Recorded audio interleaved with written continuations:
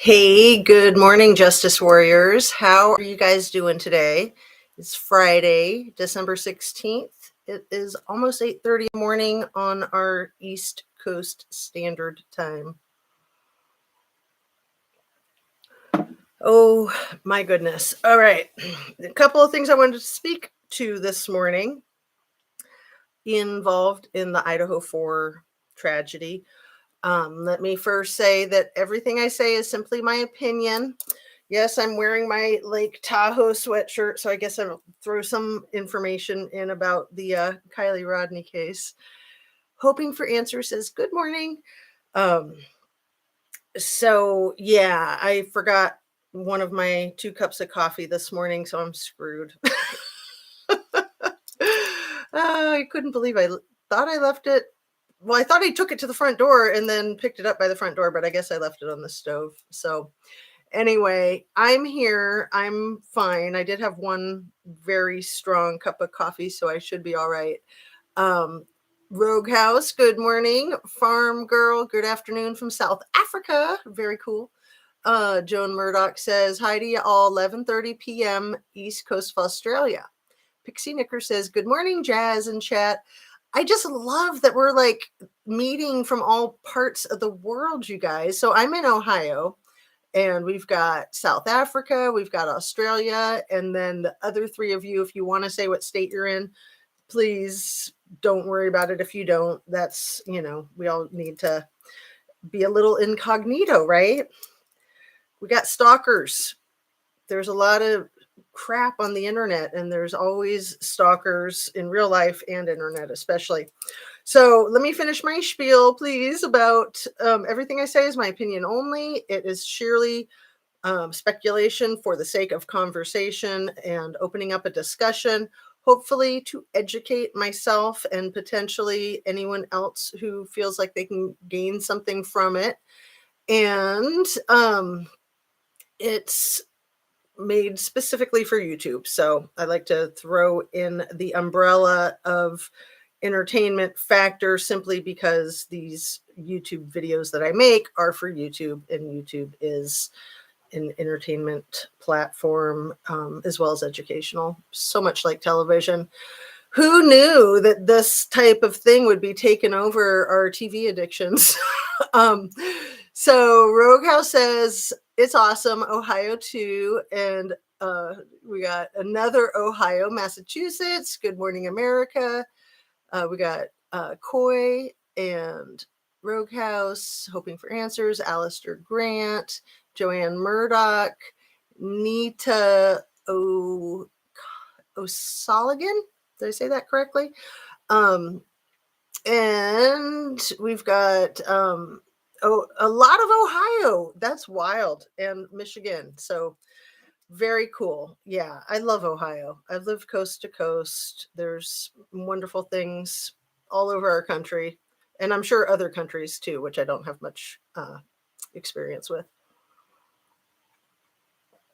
I sure would like to, like Africa, South Africa, Australia, the UK,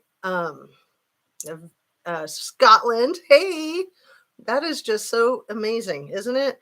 So let's get right into this case, because something that I've wanted to say, and I think I've maybe brushed upon it once or twice, very lightly, and I think that it might warrant more speculation. The idea of Kaylee having a stalker, right? There's been a lot of back and forth about that. And I have wondered, well, could her stalker be her ex-boyfriend? And would that make sense of why there's a lot of back and forth? Because a lot of times when people think of stalkers, they think of strangers, right? And normally, violence and stalking is not stranger related. It's usually people that you know, and people that you wouldn't suspect. So that's one thing that I feel like is very important to question and examine and look at. Let me read some of these. The South is all I say. Right. Mason Dixie line. Okay. Yeah, I know. I love hearing the accents that people have on YouTube also, like the British accents and the Southern accents, and then we've got people like Gisela from Grizzly True Crime, who's got what is her accent? I know she says she lives in the Netherlands, but she was born in South Africa. So yeah, it's pretty cool. All the blend of us worldly YouTube folks, right? I have wondered that too. And Jack D lives so very close to Kaylee's house, right, Joanne Murdoch? So, I've been so grateful for Crime Circus and his hard work and dedication to this case. When I first started putting out there my opinion of who my primary suspect was, I really felt like I was standing alone on an island potentially, but I felt like it was worth it because, truth and justice. And I'm not saying I'm right. I'm absolutely not saying I'm right. The information that Crime Circus has put out in his videos about the topic certainly make it look to me like I am accurate. However, we don't know that. We do not know that. And, we need to keep an open mind about that. We need to allow law enforcement to do their job the way our justice system works. That's all we've got, right? I mean, you can't, you've got to appreciate the system as it is. Hopefully, we can keep changing our system and making it better because that's what a democracy is all about. And, media, I think, has its role to play in that. But right now, we've got law enforcement, we've got the court system, and we have to trust and proceed with that, in my opinion. So, um, I want to speak to the coroner in this case because I've got some information that I think is going to blow your minds. Maybe you guys already knew this. I just looked it up just now, like right before getting on here, because I was like, oh, well, I want to speak to this, so let me be accurate. And then I was like, wait a second, are you freaking kidding me? Okay, thank you, allegedly. You're so cool. Don't forget to hit the like button. Good morning, allegedly. And good morning. Don't know if I should call you by your other name. And yeah, so like, subscribe, share if you will, if you please. I am so grateful to be with almost 3,000 subscribers. And I think I've been doing this for 3.5 months now. And, getting close to 400,000 views. And those are numbers that I never dreamed of. I mean, when I thought of making a YouTube channel, I thought, I wonder if I'll even get like 50 or 100 subscribers. And I think some of it is luck that I was working with the Kylie Rodney case when the Kylie Rodney case was people had a lot of interest, and I felt like I had a lot to say about that case that other people weren't saying, which is why I started my channel. And then with Mr. Ryan Upchurch getting involved, and you know it just kind of took off from there. But really, it's you guys. You guys are the ones that make or break the YouTube. So thanks again. I'm much appreciated. And I just feel honored to be in a position where people want to hear what I have to say. So I've got a lot to say on some cases, and I try to stick to what I know. And I do not feel like I'm always right. And I also am happy to admit if I've made a mistake. So, we all have our different opinions.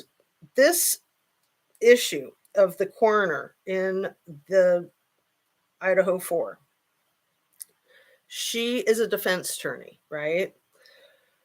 So remember this guy that was arrested a few weeks ago, James Curtis Leonard. He was the 39-year-old man who was arrested for domestic violence and stabbing himself and hitting his wife and maybe a 15-year-old kid. Out of control, completely out of control.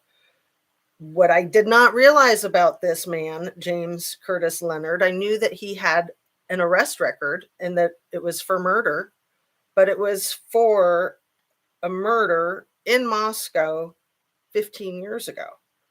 It was Tyler Lee Pace is the name of the man that he shot, and the coroner was his defense attorney. And I'm not 100% sure. I need to look at this to speak accurately to it.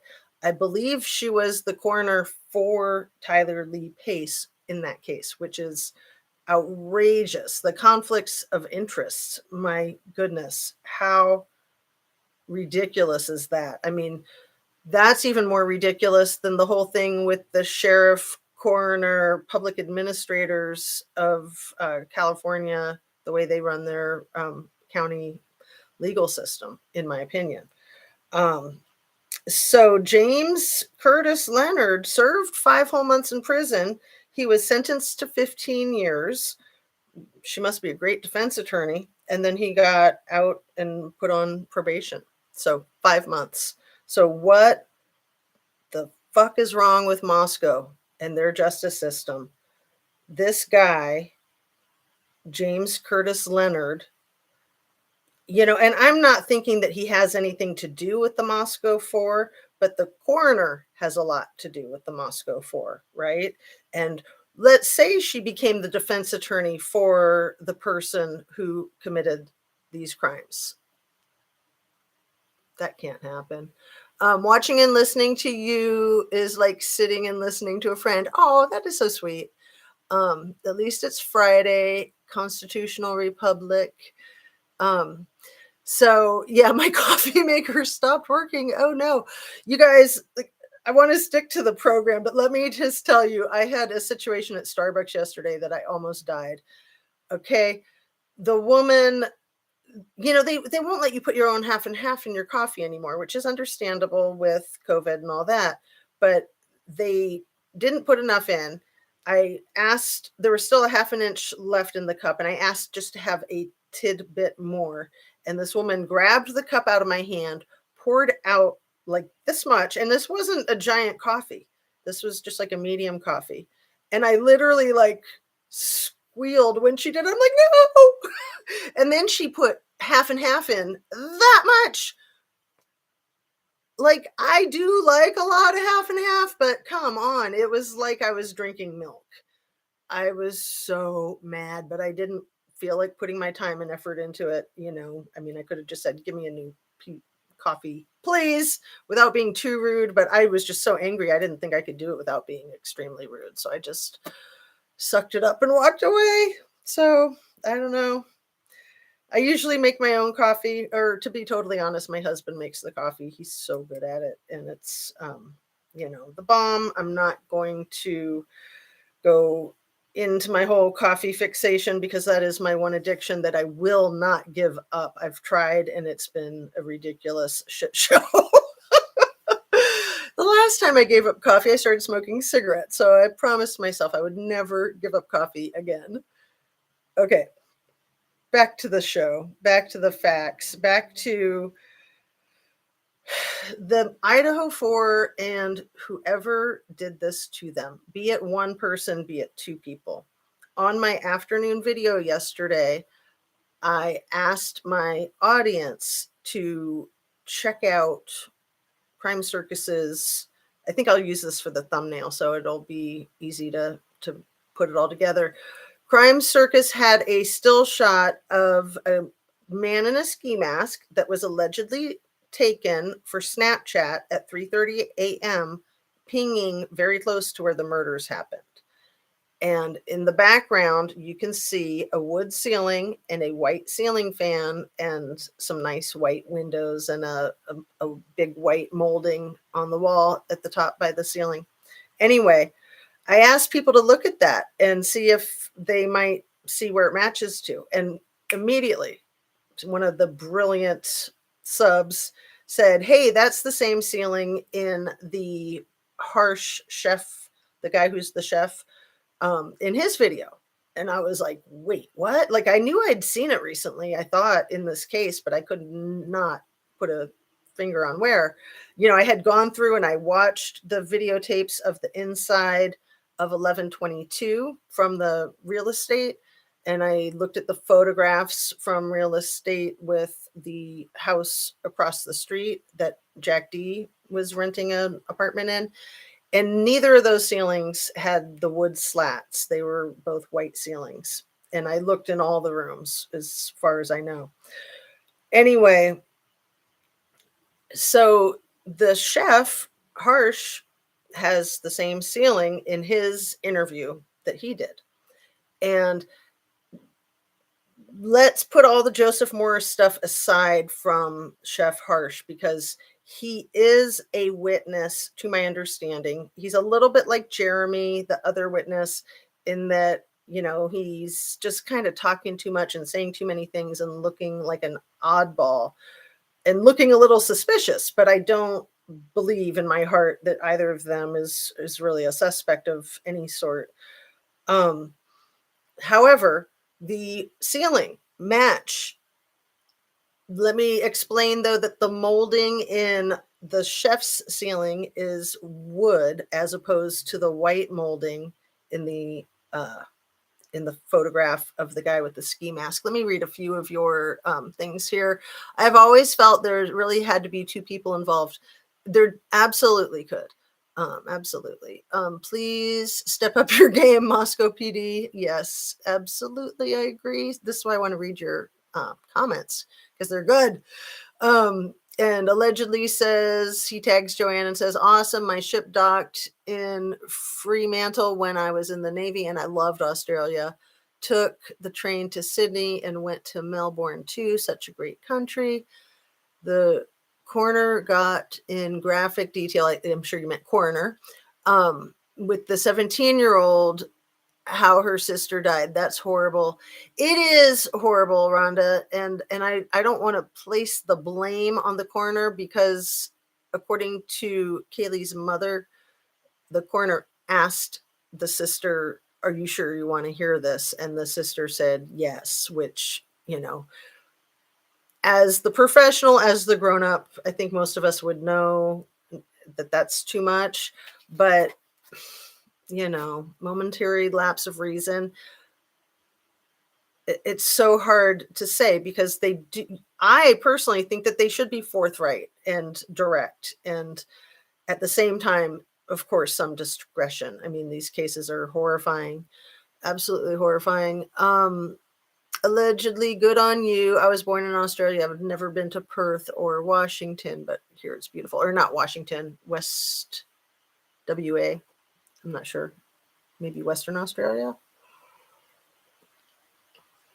Anyway, I see WA and I think Washington State because I lived there for a long time. Oops, no coffee. I have a headache, but hey, it's Friday.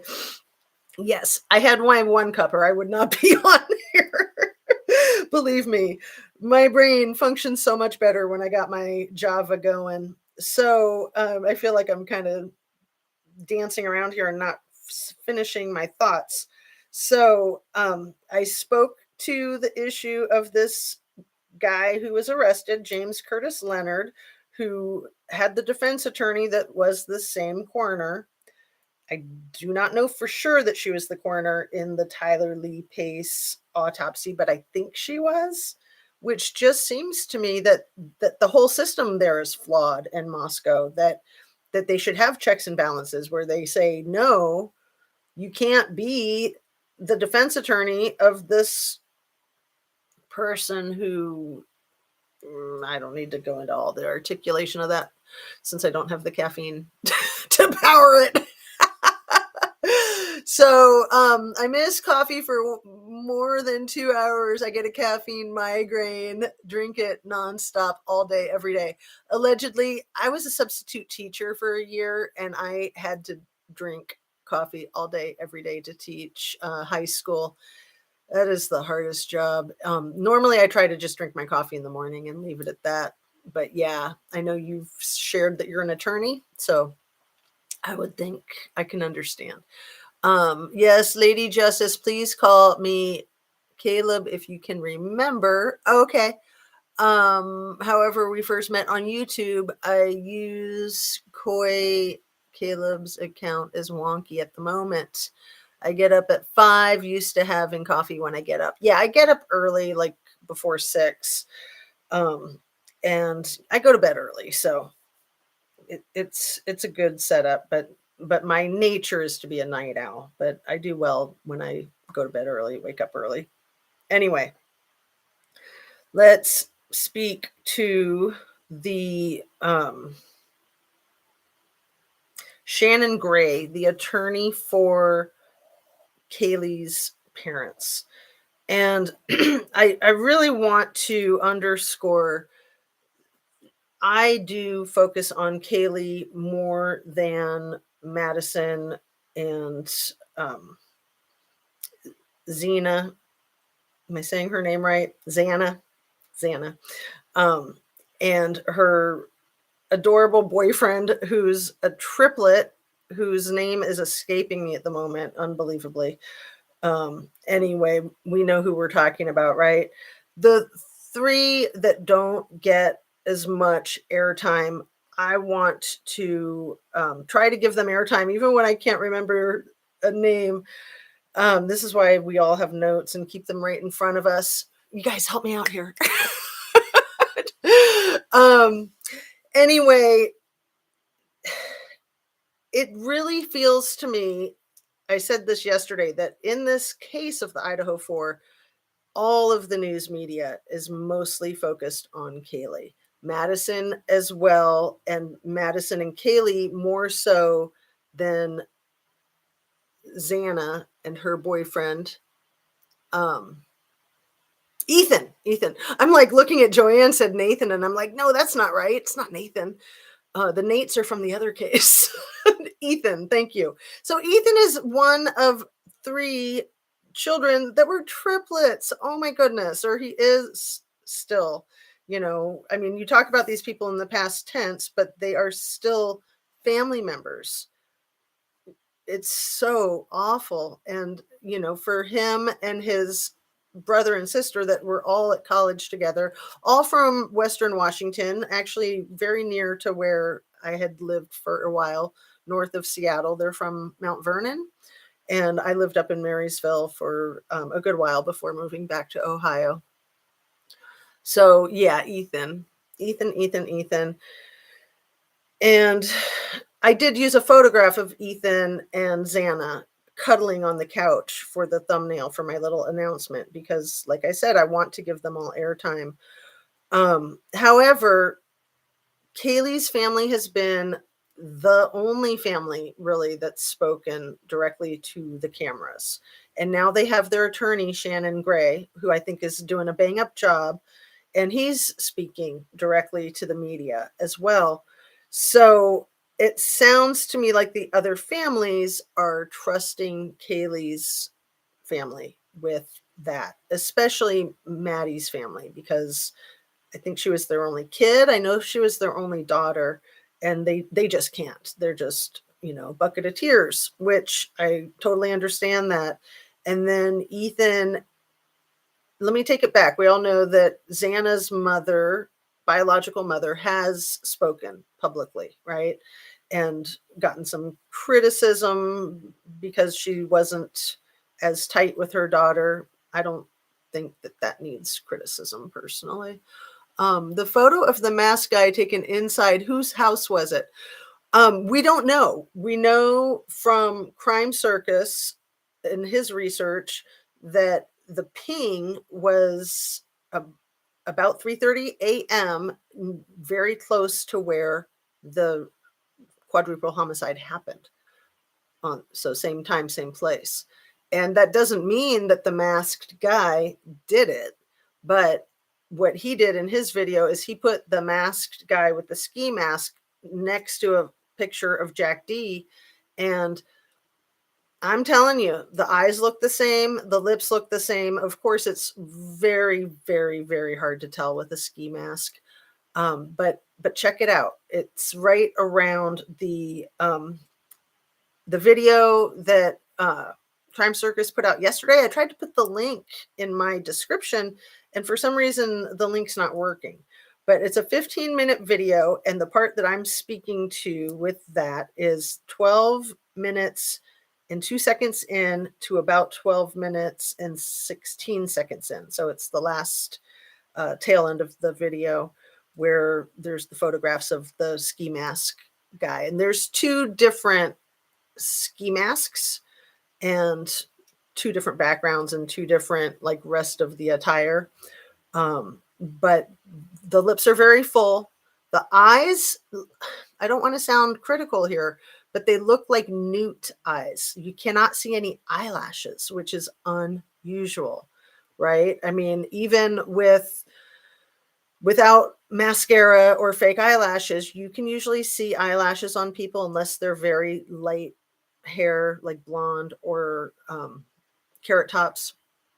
So when you look at pictures of Jack D, he has red hair, and you usually can't see any eyelashes or any eyebrows on him either. And he does have very full lips. So to me, it looks like it could be him. But again, that's not saying that it's him. And even if it is him, that's not saying that the person who took that picture committed the crime. I mean, that's where we have to allow the system to operate and do what the system does. So, unfortunately, the system failed this Tyler Pace individual 15 years ago, and James Curtis Leonard was back out there to abuse his wife and kids and himself. I mean, 5 months in prison for murder? Are you kidding me? Like what's wrong with Moscow? What's going on there? Are they like crazier than Truckee or something? I mean, hey. So I'm glad they have someone to speak on their behalf. 22 likes and 50 in chat. Oh, and I was like getting up to about 100 in chat before I abruptly had to stop. But that's fine. I'm not about quantity. I am trying to go for quality, and I appreciate every single one of you so much. Thank you for being here. Let me see if there was anything else. I did want to talk about Pickering, and I think that was from Allegedly Innocent, but it might have been a different channel. Somebody put out a video last night about Pickering, and I did not know what Pickering is. And I don't think it was Allegedly Innocent. I think it was Truth. I'm sorry. I'll put it in my description because I really like to give credit where credit is due. So this person gave the definition of Pickering, which is like stabbing people, whether that's with a knife, a needle, an ice pick. It's like an obsession that these people feel like they have to penetrate a person to get off, right? And it includes biting too. So the video that I watched last night that was really good, that went into the definition of Pickering and questioning if the person who committed these 4 homicides or the people that committed these 4 homicides had a hankering for Pickering. It's just awful. And let's see. Yeah. Moscow, another Truckee. I sincerely hope not. Well, the thing with the allowing the coroner to be a defense attorney, right there, that's way too much conflicts of interest for me. If it's the same case, if it's different cases, that's not a conflict of interest in my opinion. But when it's the same case, that's absurd. That's absolutely absurd. So, like in this investigation with the 4 that were slaughtered, if she were to be the defense attorney for a person accused of the crimes, I don't think that that is even something that could be under consideration. But it sounds like that's what happened potentially with Taylor Lee Pace when he was murdered. And let's see. Oh, goodness. See, notes are so important. Drink of water too. you guys are seeing me like half baked. But it's Friday, and man, my brain was just melted after doing that application that I was able to submit on Tuesday. Tuesday I was toast. Wednesday all day I was toast. Yesterday, I kind of got to normal, but then the Starbucks woman messed up my coffee. And I really needed that coffee, much like today. So now I'm like, well, I'm not going to go to Starbucks to grab a cup because what what could happen, and I'd be so traumatized. So what I want to add to this before I end, and here we are at half an hour, and I'm going to read what Rogue House just wrote. It kind of drives me nuts when there's one person for these head positions that can contradict cases and priorities. Yeah, it's not okay. It's not okay. Come on. So Kaylee Gonzalez is the person that it seems was the target, correct? It seems she was the target due to the nature of her wounds, her injuries that were uh, de- decisively different from the other three. We've all seen or heard about the rude comments that Jack D would make on Kaylee's posts. And I learned that currently, at the time of her death, allegedly he was blocked from all of her social media. And allegedly that's a pattern that she's had of blocking him from all of her social media, which kind of explains, say, the photograph of her in Hawaii that was roughly 4 years ago when she posted it. And then he made that disgusting, rude comment about masturbating 2 years later, or about 2 years ago. So, I had wondered, like, why 2 years before a comment? And there's quite a few of her posts that are like that. And it's almost like, so she let him be unblocked, and then he goes and makes all these creepy comments. And I would understand why she'd want to block him. I kind of don't understand why she didn't just delete some of those comments. But, to each their own. Um, Allegedly. Sorry if I missed anything logging into work. And Scorpio Joe, hey, how's it going? For those who didn't know, I didn't know until a couple of days ago that there was this pattern of Kaylee blocking Jack on social media for the duration of their relationship, it sounds like. And looking at his comments on her posts, it's no small wonder. Like, maybe even when they were on again, she would keep him blocked because she knew that he had a tendency to be completely inappropriate. I don't know. My opinion. So I think I've gotten everything covered that is in my notes right here. And because we are at 32 minutes, and I try to keep my things shorter so that people can digest them and watch all the other things they want to watch and get all the other things accomplished that we all need to get accomplished, right? I'm going to go ahead and wrap it up. So please hit that like button if you haven't yet. Subscribe if you haven't yet, and share if you feel so inclined. I am very, very interested in that roof or ceiling in the two photographs. Like I said, I'll put them in the thumbnail so you know exactly what I'm talking about. And Heavenly Cloud says, man, always late. Yeah, no self-discipline with these kids. Where is the self-discipline? Well, and just, the, you know, like, Kaylee was such an attractive and bubbly person. For her to think of her having a low self-esteem, that she would hang out with a guy who would make such freaking horrible comments about her butt getting big on her posts of pictures of herself. I find that so sad. So sad that she wouldn't just, like, block him out of her life forever. But that's probably what was going on here. That's very likely what was perceived as going on with her moving to Austin, getting ready to move to Austin.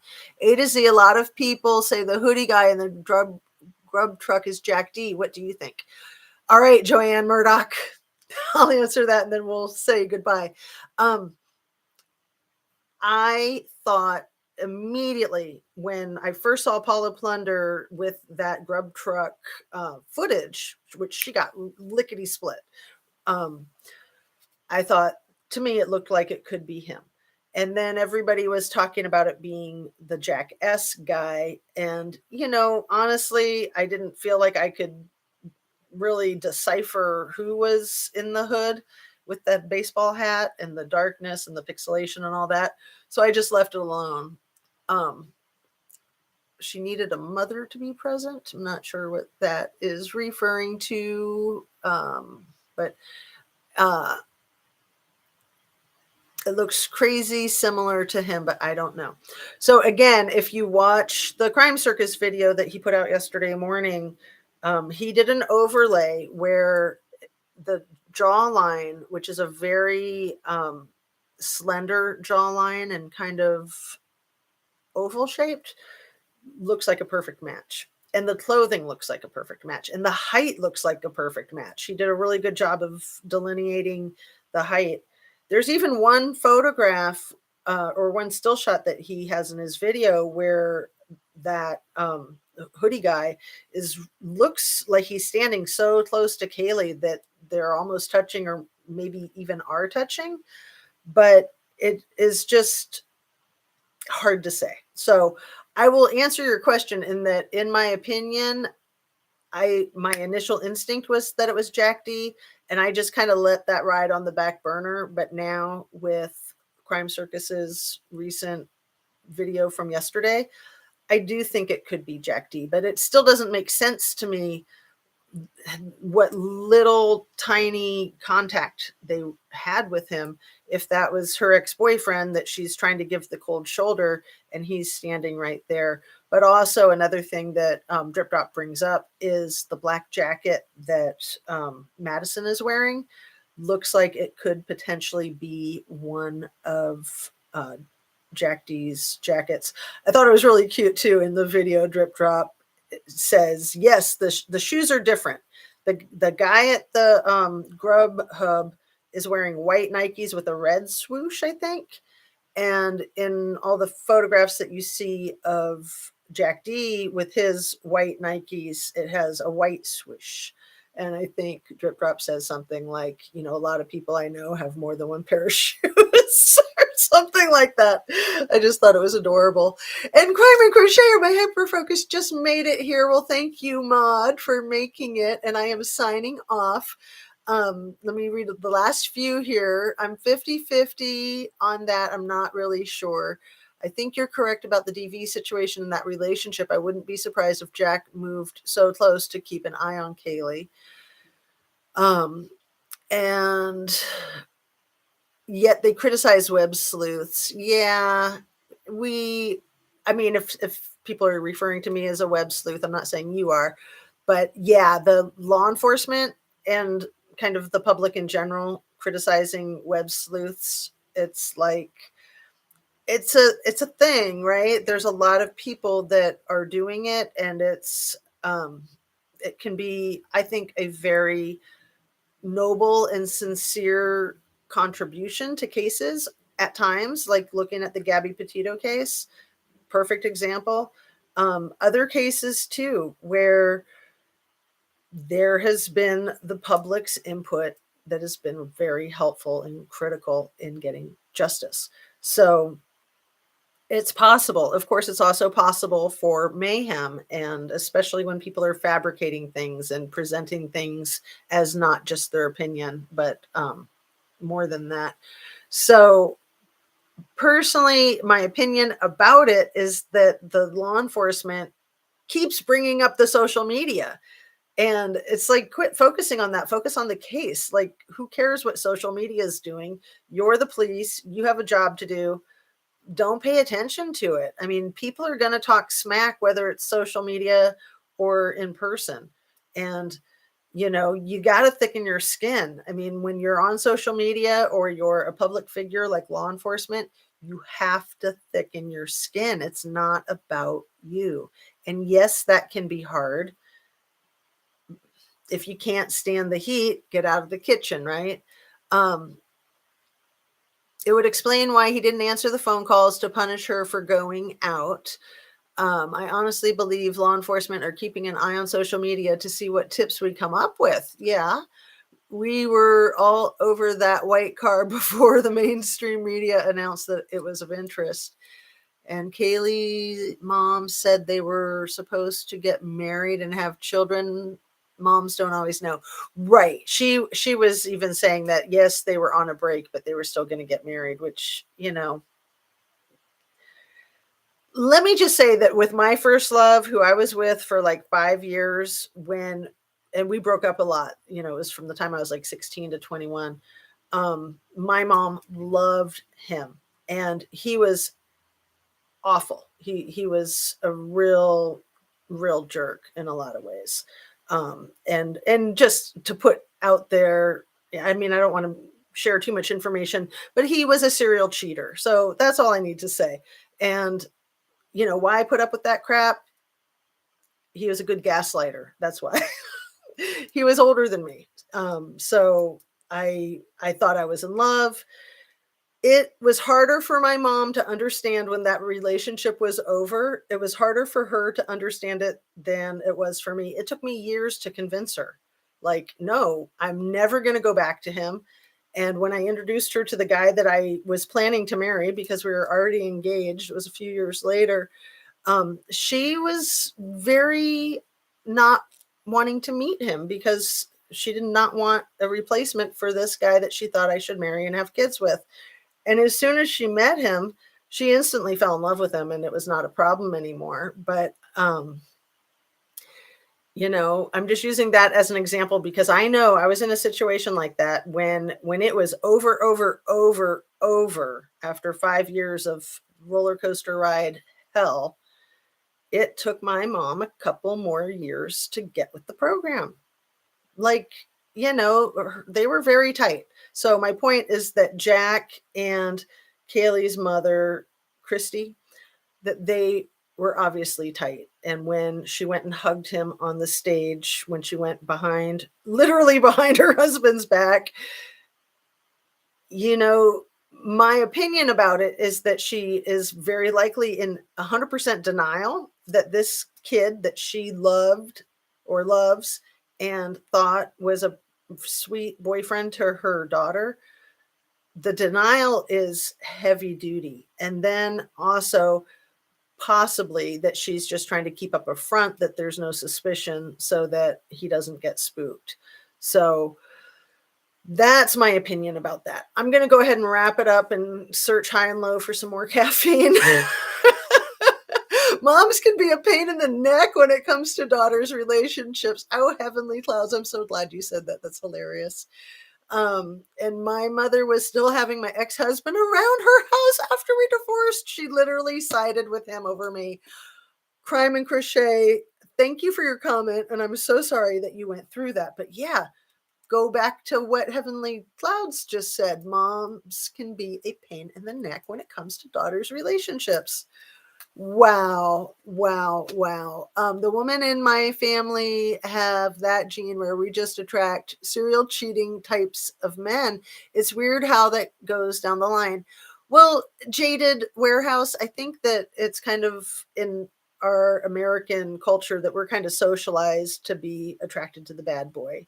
And, we're socialized to not want to make the guy feel bad. So, screw that, right? If the guy's being a jerk, he can feel bad.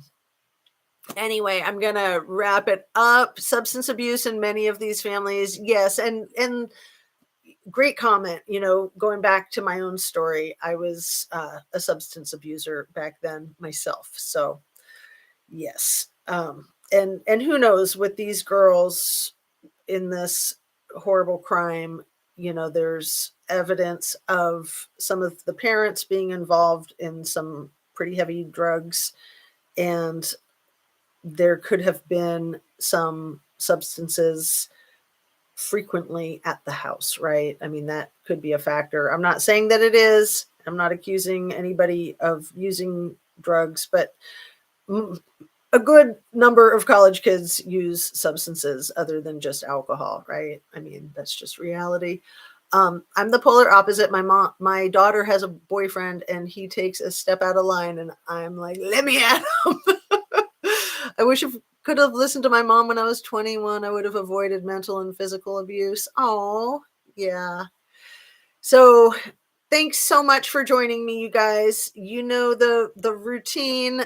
Drink your water, eat your pasta. No, I'm just kidding. Eat your bread, right? Um, Keep a balance. Eat your protein, your fruits, your veggies, whole grains if possible, right? Keep your sugar intake down. Get your exercise, relax, get your rest, be kind to yourself, kind to others, keep healthy boundaries. Don't let people cheat on you. And I may come back for an afternoon video. I'm not going to promise, but if I get some more caffeine in me, that could happen. And I can't promise I'll get more caffeine in me. We'll see. So, you guys have a great day. Thank you so much for joining me. I appreciate you all. And I'll see you on the next one.